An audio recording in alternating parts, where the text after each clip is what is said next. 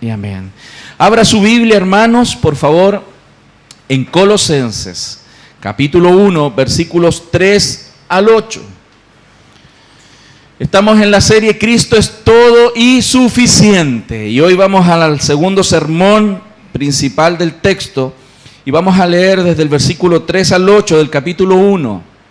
Dice así: siempre orando por vosotros, damos gracias a Dios, Padre de nuestro Señor Jesucristo, habiendo oído de vuestra fe en Cristo Jesús y del amor que tenéis a todos los santos, a causa de la esperanza que os está guardada en los cielos, de la cual ya habéis oído por la palabra verdadera del Evangelio, que ha llegado hasta vosotros, así como a todo el mundo, y lleva fruto y crece también en vosotros desde el día que oísteis y conocisteis la gracia de Dios en verdad, como lo habéis aprendido de Epafras, nuestro consiervo amado, que es un fiel ministro de Cristo para vosotros, quien también nos ha declarado vuestro amor en el Espíritu. La enseñanza de hoy se titula Total Gratitud. Y quiero que reflexionemos sobre esto, porque sin duda la gratitud en la vida de los creyentes es algo que debiese ser muy común. La Biblia está llena de expresiones sobre la invitación que Dios nos hace a ser agradecidos. Y de hecho, Efesios 5:20 dice, dando siempre gracias por Dios al Dios y Padre, en el nombre de nuestro Señor Jesucristo. Y dice, dando gracias por todo. Estas palabras de dar gracias y por todo, claramente están cargadas de una fuerte connotación y muchas implicaciones. Y en ese sentido es tan importante, porque no siempre cuando nos dicen las personas, o Dios nos dice, o nos aconseja que tenemos que dar gracias por todo, no siempre nos hace sentido. Yo no sé si a usted le ha pasado, pero algunas veces personas me han dicho, ¿cómo vamos a dar gracias por todo? O sea, pastor, ¿eso significa que también voy a dar gracias por lo malo? Y otra persona puede responderle a esa misma persona, sí, por supuesto que tenemos que dar gracias hasta por lo malo.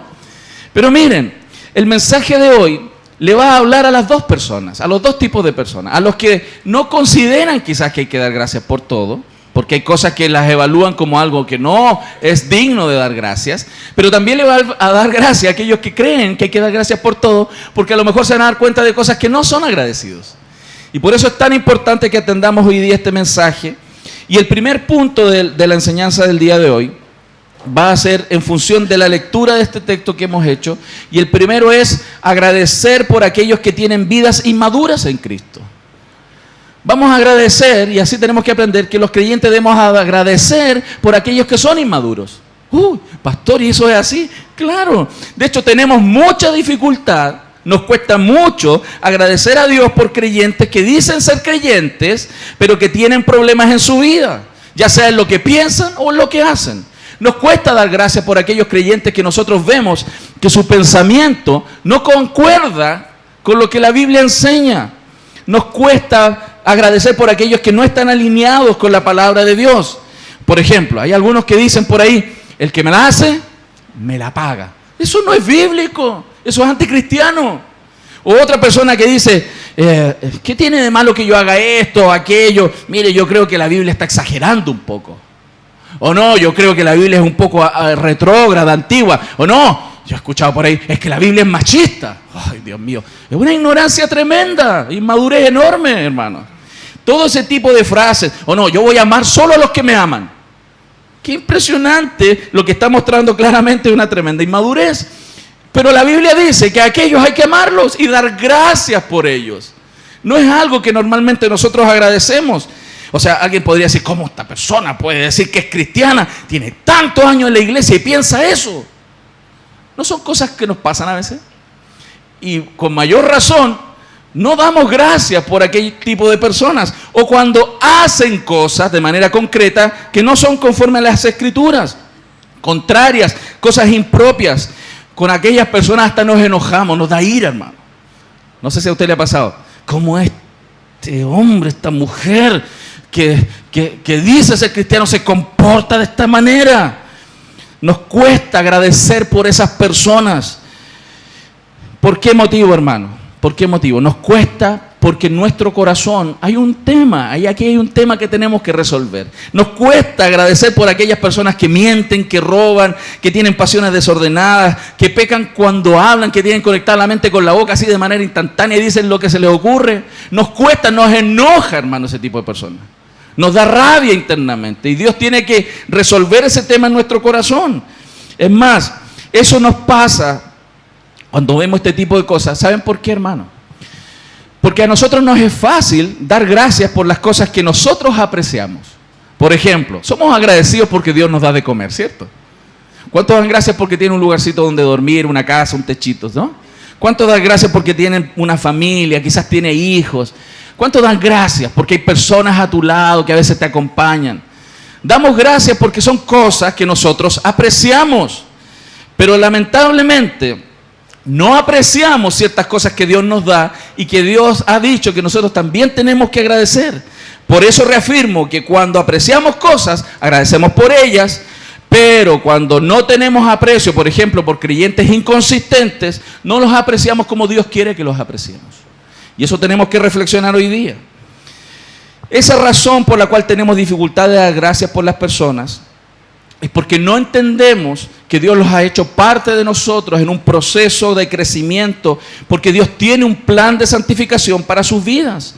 Es paradójico, hermanos, pensar esto. Que nosotros claramente tenemos que dar gracias por aquellas personas. Nos cuesta, nos hace un clic en la mente. Pablo, hermanos, nos está mostrando algo totalmente diferente. De partida en esta carta, él comienza dando gracias por creyentes que son inconsistentes. De hecho, la motivación de las cartas, que todas las cartas, la mayoría que él comienza, siempre da gracias por los creyentes, pero está dando gracias para después decir lo que ellos deben cambiar. Son creyentes inconsistentes que motivaron la escritura de aquellas cartas.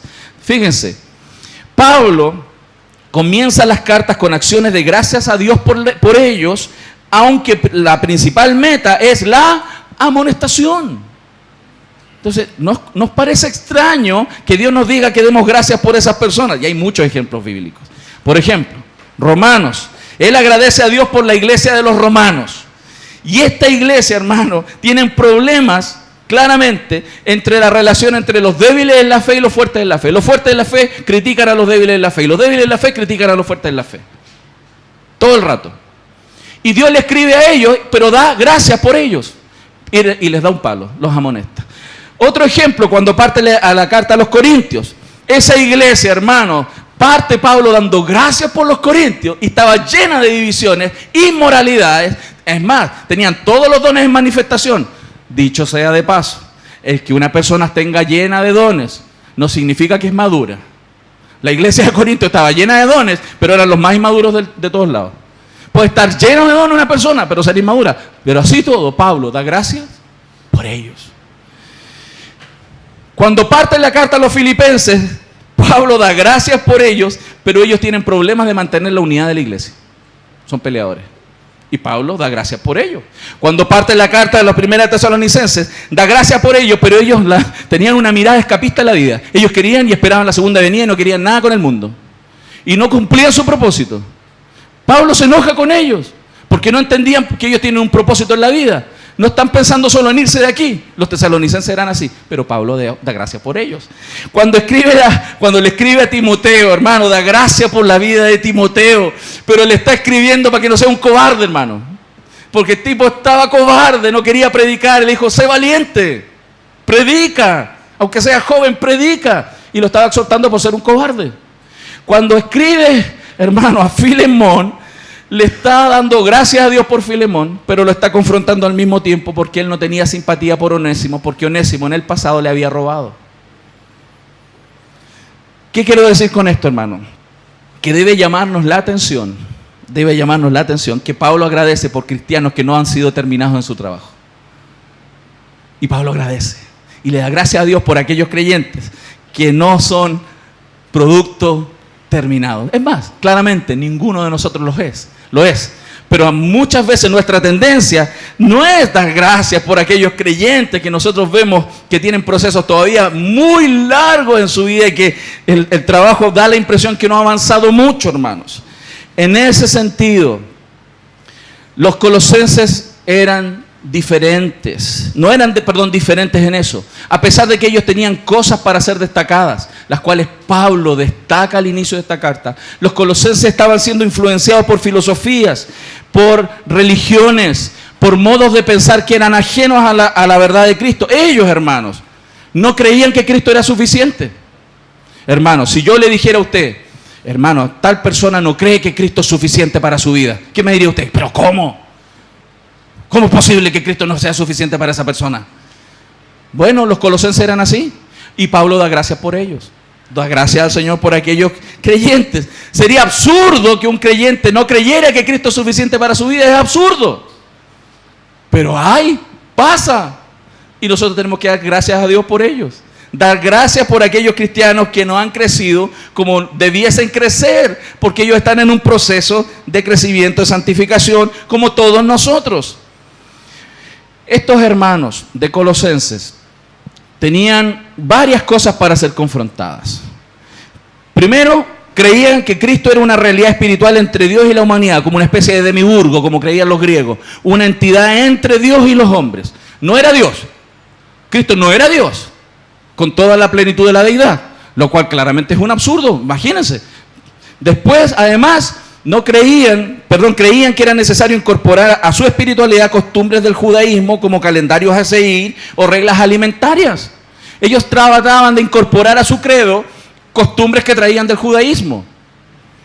O tenían una especie, hermano, de misticismo que incorporaba culto a los ángeles y visiones. Y se guiaban por las visiones. Visiones para allá, visiones para acá. Ángeles que le hablaron y culto a los ángeles. Claramente, un absurdo. Pero también estaban proponiendo un rigor ascético, o sea, reprimirse de cualquier pasión de la vida, porque las pasiones son pecaminosas. Entonces no se puede tener ninguna pasión, hermano. Entonces ese comportamiento ascético es lo que ellos estaban haciendo. ¿Y con qué objetivo? Elevar su espiritualidad. Ellos creían que ese era el camino para perfeccionar sus vidas, y que ese camino era lo que Cristo quería para sus vidas. Lamentablemente estaban perdiendo el rumbo. Sin embargo, Pablo da gracias por ellos.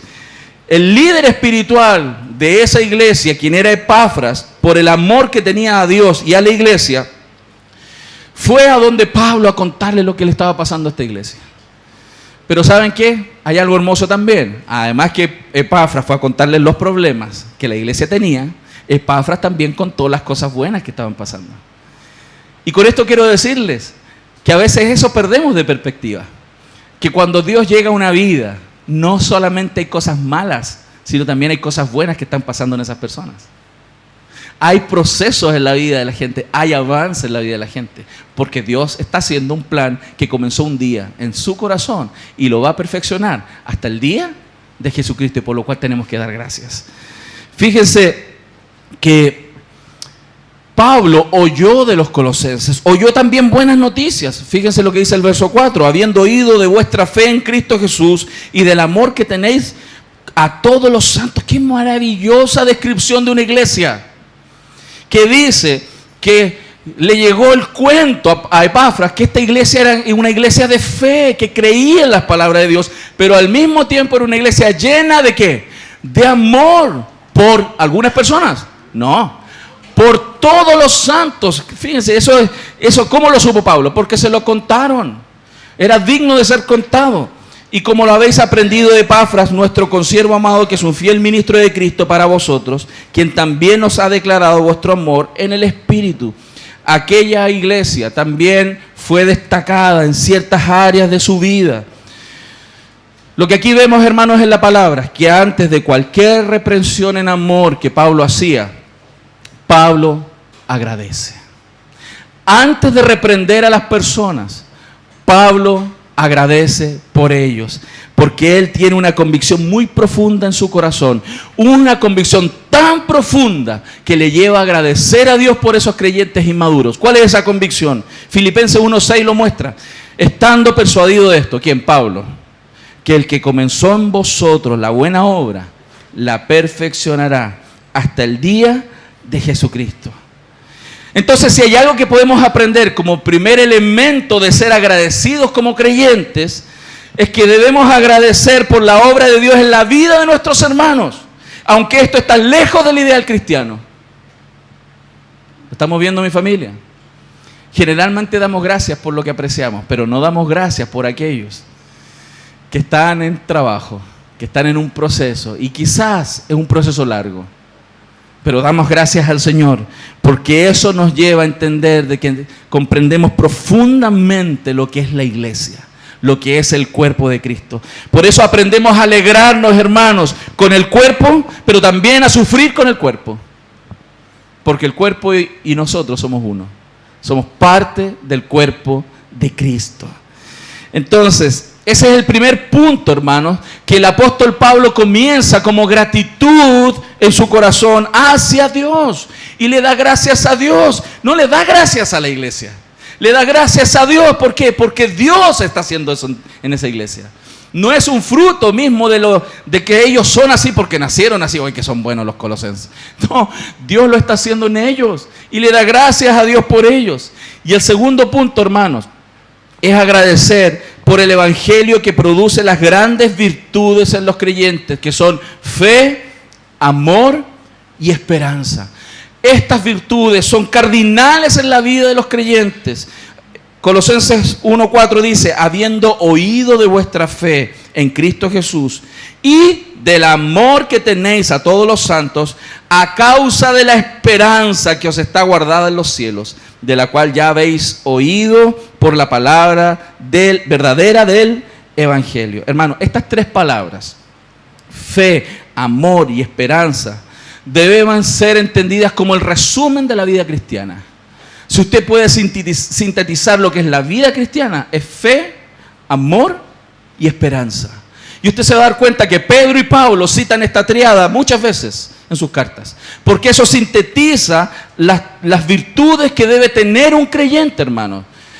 La fe, hermanos, se apoya en el pasado, el amor que actúa en el presente y la esperanza que abraza el futuro. En 1 Corintios 13:13, estas virtudes evangélicas son colocadas en orden ascendente: fe, esperanza y amor. Pero en 1 Tesalonicenses 1:3 y 5:8, como también aquí en Colosenses, son puestas en orden lógico. En orden lógico. Porque la fe es sobre la cual nos fundamentamos para la vida, sobre lo cual hacemos lo que hacemos. Pero hacemos lo que hacemos, no solo porque aquí está escrito, sino porque hay una motivación en nuestro corazón que se llama amor. Pero mientras creemos en la palabra y vivimos en amor, abrazamos en nuestro corazón la esperanza de las promesas de Dios para aquellos que creen. ¿Lo estamos viendo, mi familia? Eso sintetiza la vida cristiana. Primero, hermano,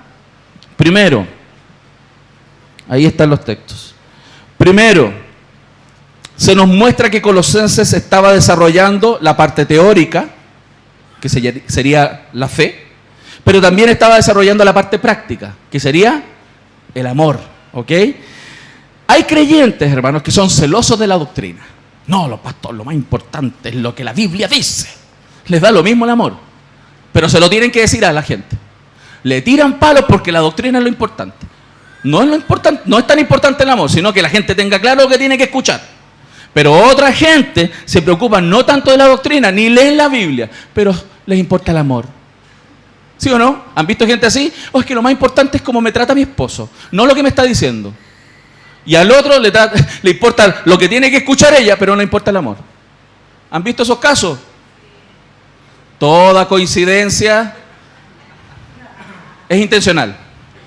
Ok, la Escritura nos muestra, el verso 4, habiendo oído de vuestra fe en Cristo Jesús y del amor que tenéis con todos los santos, muestra estos aspectos que van juntos. Está errado pensar que esto tiene que ser separado. Y es hermoso ver que la iglesia de Colosenses estaba desarrollando esto de manera junta. Vemos la parte teórica y la práctica al mismo tiempo de manera integrada en la vida de un creyente, lo cual es muy necesario. Pablo agradece a Dios por la fe de los colosenses, porque esta es un don de Dios y no es algo que nace de ellos, sino que es un regalo de Dios para estos creyentes. Pablo también agradece por el amor de los colosenses, hermoso, que se manifiesta en ¿qué? ¿Cómo alguien ve el amor de las personas? En sus obras, en cómo hacen lo que hacen, en quien se entregan. El amor no es solo palabras, sino es hecho y verdad. Y en ese sentido, esta iglesia estaba mostrando aquel amor, no solo fuera de su casa, sino también en la casa. ¿Aló? Mostramos el amor no solo fuera de la casa, sino también en la casa. Que a veces tenemos problemas con eso, hermano. Y esto es muy importante porque somos salvos por la fe, pero somos salvos para amar. Y esto quiero que lo entienda muy bien, hermano. Usted ha sido salvo por la fe, pero fue salvo para amar. Porque mientras usted está en esta vida, la búsqueda personal suya es amar a Dios por sobre todas las cosas y amar a su prójimo como usted mismo.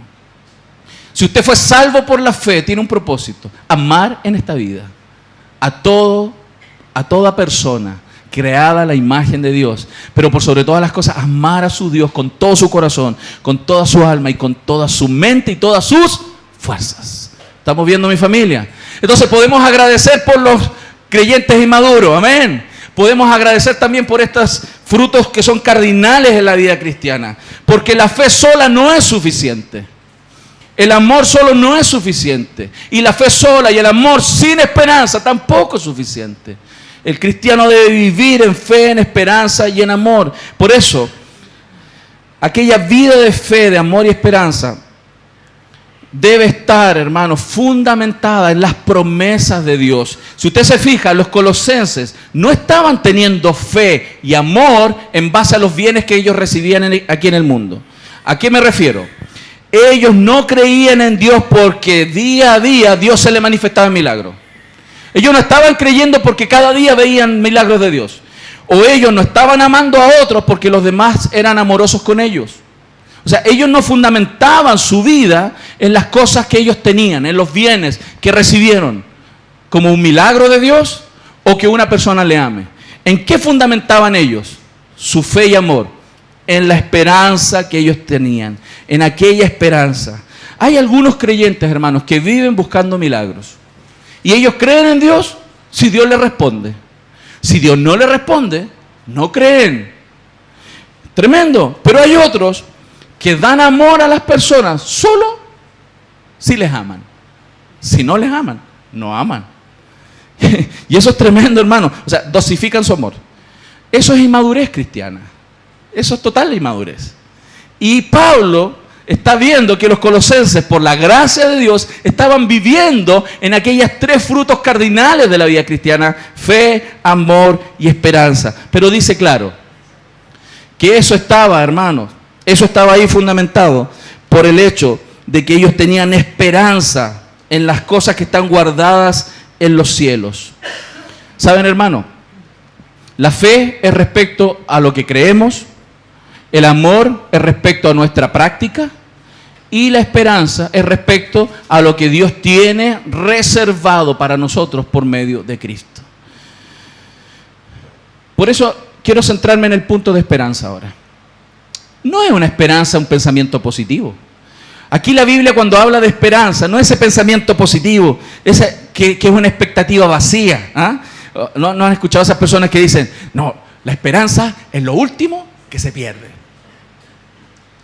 ¿Qué es eso, hermano?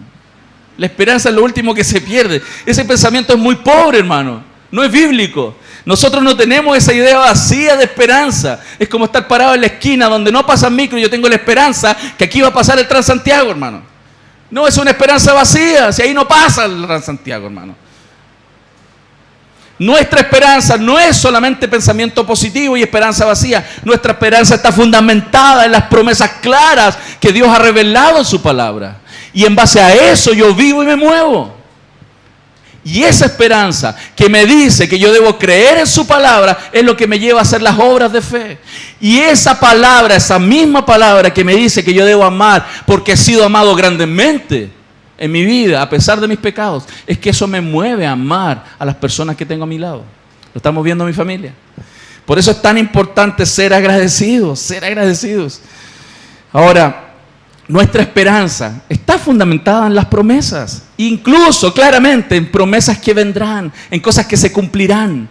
Porque hay cosas que en este mundo no se van a dar y estamos aguardando hasta la manifestación gloriosa del Hijo de Dios. En aquel día, el total de aquellas promesas serán manifestadas y eso mueve nuestro corazón. Esa es la esperanza cristiana. Es como, y Dios lo hace intencionalmente, ¿eh? Porque es como el ejemplo de, imagínense en el colegio, un montón de niños chicos en la escuela, y la profesora les dice, ok, ahora van a hacer una tarea, tienen que dibujar X cosa, y hay algunos niños que de repente no les gusta mucho dibujar, están ahí medio lateados, pero ella le dice, y al que dibuje yo le voy a dar un chocolate.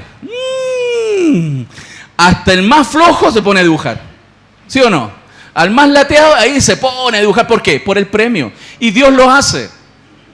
Dios nos dice que vivamos en fe y en amor, porque también hay un premio para aquellos que creen y viven en amor. ¿Cuánto lo ven? Dios no tiene problemas con eso, nos conoce, hermanos.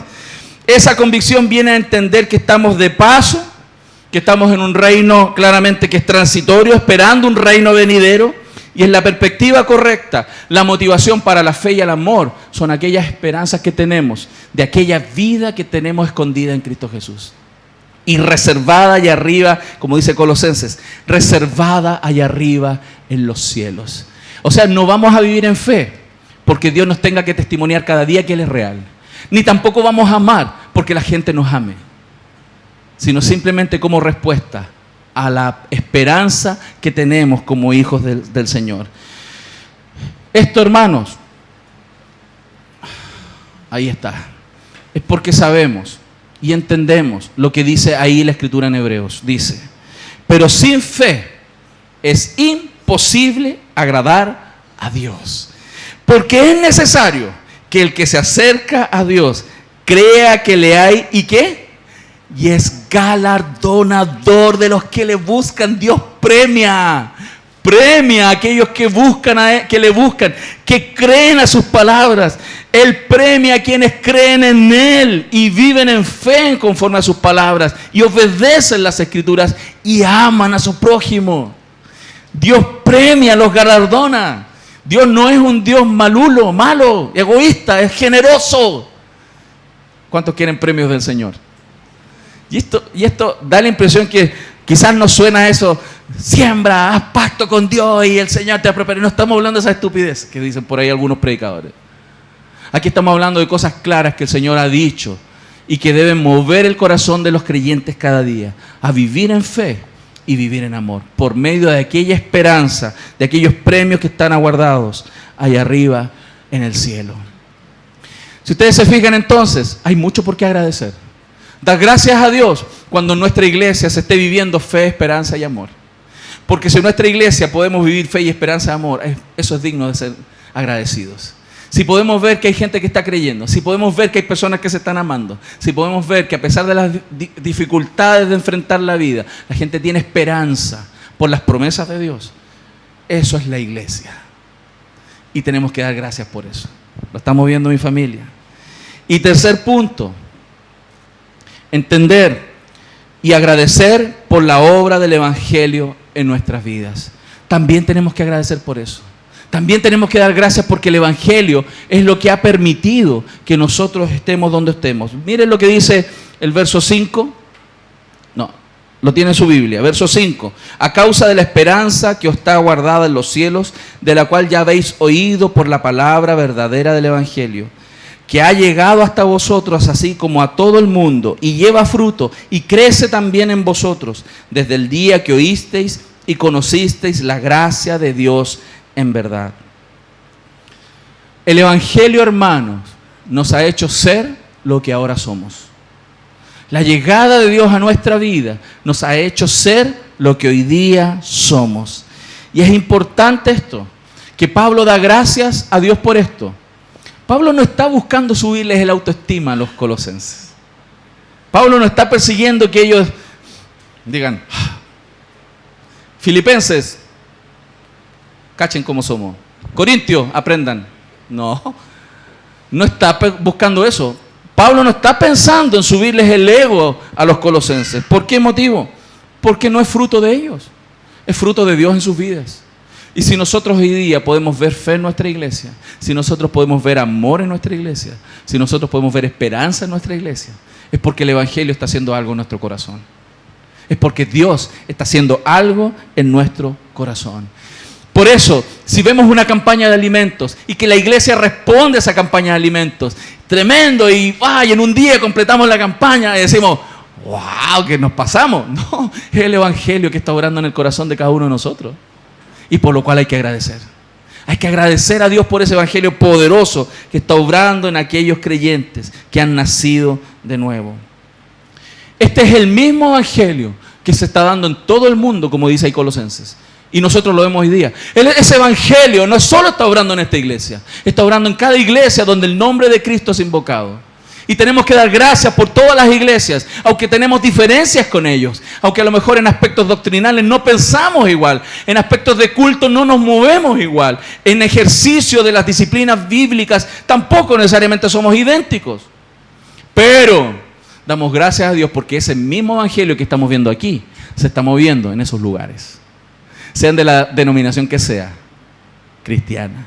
Amén, lo estamos viendo. Y tenemos que dar gracias. Gracias por los pentecostales, gracias por los bautistas, gracias por los anglicanos, gracias por los presbiterianos, por los luteranos que creen en Dios, porque Dios está obrando en sus vidas. Y Dios está usando sus vidas para proclamar el evangelio.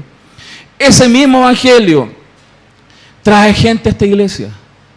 Ese mismo evangelio llega a todo el mundo. Partió en Jerusalén, luego en Samaria, luego en Judea y luego hasta lo último de la tierra, Santiago de Chile. Llegó hasta aquí. Entonces no es gracia nuestra ser creyentes hoy día, sino que es el evangelio que ha llegado a nuestras vidas en estos días, hermanos, después de tantos años. Por eso tenemos que agradecer a Dios por ese evangelio que hizo, hace y hará en nuestras vidas. Y tenemos que abrazar eso, ser agradecidos. Entonces agradecemos ¿por qué, hermano? Por aquellos cristianos inmaduros que están al lado de nosotros, que son parte de nuestra familia y que Dios está obrando en sus vidas. Agradecemos por el fruto de fe, amor y esperanza de los hijos de Dios, pero también agradecemos por aquel evangelio que ha llegado hasta nosotros. Aquel evangelio, hermanos, que hemos conocido, que está lleno de la gracia de Dios en verdad. Y aquí quiero hacer un alto para hablar de esa idea de gracia y verdad, que ahí está en la pantalla. ¿Por qué motivo? Porque el evangelio, cuando es predicado con gracia y verdad, es lo que Dios siempre ha querido. Que sea un evangelio de la gracia. Es más, miren lo que dice el texto en 1 de Juan. Que cuando Cristo vino, dice, y fue hecho carne y habitó entre nosotros y vimos su gloria, gloria como el unigénito del Padre, fue visto como lleno de gracia y de verdad. Y en esa iglesia, a pesar de los errores que tenía, se estaba viviendo el evangelio en algunas áreas de su vida llena de gracia y de verdad, hermanos. Si tenemos que entenderlo así, el evangelio y Cristo Jesús entonces para nosotros no es solamente un líder riguroso y legalista para los amantes de la sola verdad, ni tampoco es el gurú inclusivista y meloso para aquellos que les encanta que les pasen por alto todos los pecados. El evangelio correcto es gracia y verdad. Es el evangelio que incorpora estas dos ideas principales. Necesitamos la gracia de Dios para nuestras vidas, pero también necesitamos que nos digan toda la verdad en las áreas que estamos pecando. ¿Lo estamos viendo? Entonces, tenemos a veces esta tendencia a desbalancearnos. Nos gusta que nos digan la verdad a veces. ¿Le gusta a usted que le digan la verdad, hermano? ¿Le gusta que le muestren con todos los colores y los sonidos cómo es usted? ¿Sí? ¿Nos gusta? ¿Nos agrada? ¿Nos sentimos tan bien? Damos 3 gloria a Dios, ¿cierto? Sí, dime nomás, dime lo pecador que soy, dime, por favor. Oh, aleluya. ¿Le gusta a usted? ¿Le nace alabar al Señor cuando su esposo le está confrontando? ¿Le gusta cuando su esposa le está reclamando? ¿Le gusta cuando su papá joven le está mandando a hacer cosas? ¿Ah? ¿Le gusta que le dice que eres un flojo, un vago, que no ha trabajado un peso a nadie? ¿Le gusta? ¿Le gusta, hermano, cuando lo confrontan con áreas de pecado? No nos gusta, hermano. El evangelio correcto es gracia y verdad. Compasión sobre nuestras vidas por nuestras debilidades, pero con toda claridad diciéndonos lo que debemos cambiar. Y por último, hermanos, ¿por qué más vamos a agradecer? Agradecer por quienes nos llevan al evangelio. Si hay algo que podemos ver también ahí en el texto, miren lo que Pablo dice. Pablo da gracias también por aquel fiel ministro, dice, como lo habéis aprendido de Epafras, nuestro consiervo amado, que es un fiel ministro de Cristo para vosotros, quien también nos ha declarado vuestro amor en el Espíritu. Ellos aprendieron de Epafras, hermanos. Por eso Pablo agradece porque esa iglesia tiene un Epafras. Qué bueno que lo tenga. Debemos aprender a agradecer a Dios por todos aquellos hermanos que son fieles administradores del Evangelio de Dios para nuestras vidas. Debemos dar gracias a Dios por los Epafras en nuestra vida, hermanos. Porque Dios nos va a enviar muchos Epafras que nos van a decir y tenemos que dar gracias por ello. Yo los he tenido y los tengo, usted también los tiene, hermanos. Y debemos agradecer porque Dios usa personas como Epafras, fieles ministros de Cristo. Y recibimos el Evangelio y la exhortación y el amor por aquellas personas. Y tenemos que ser agradecidos. Epafras fue un hombre muy fiel en cuidar a esa iglesia. Él viajó 1500 kilómetros, ¿saben para qué? Para tener que enseñarles y traerles a ellos lo que ha aprendido. Y esa administración de él es reconocida por Pablo. Hay personas que están en tu entorno, que se están discipulando, que han estudiado la palabra, que están buscando de Dios, y que esas personas que son fieles a Dios y ministran tu vida, son los Epafras que Dios ha puesto para ti, y por los cuales hay que ser agradecidos, porque Dios los puso a tu lado, y tenemos que dar gracias por ello. Por eso, reflexiones finales, hermanos, del sermón de esta mañana. Cuando veamos personas inconsistentes, porque las hay, ¿no? ¿Las hay? No mire para el lado. Cuando veamos personas inconsistentes en su manera de pensar, que se nota en lo que dice, ¿no? ¿Cómo notamos que una persona piensa incorrectamente? Por lo que habla, lo que opina. Cuando vemos esa inconsistencia, pero quiero hacer un paréntesis. Hay personas que son inconsistentes y no hablan, pero lo piensan. Y dicen, yo no lo dije, pero lo pensaste. Hay creyentes que son inconsistentes en su pensamiento, no lo dicen, pero son inconsistentes igual. Y por aquellos hay que dar gracias. Y si vemos creyentes así, debemos dar gracias a Dios por ellos, porque Dios está haciendo su obra al igual que en nosotros. Segundo, fomentemos, hermanos, la fe, el amor y la esperanza en nuestra congregación local. Porque si nosotros nos ocupamos con todo nuestro corazón de fomentar la fe, quiere decir que creamos en la palabra.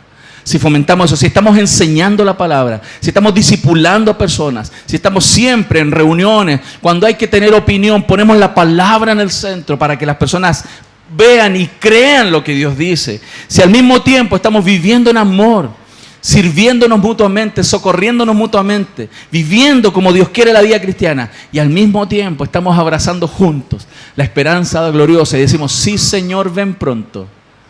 Gracias por lo que viviremos en aquel lugar, en aquel momento, cuando tú vengas.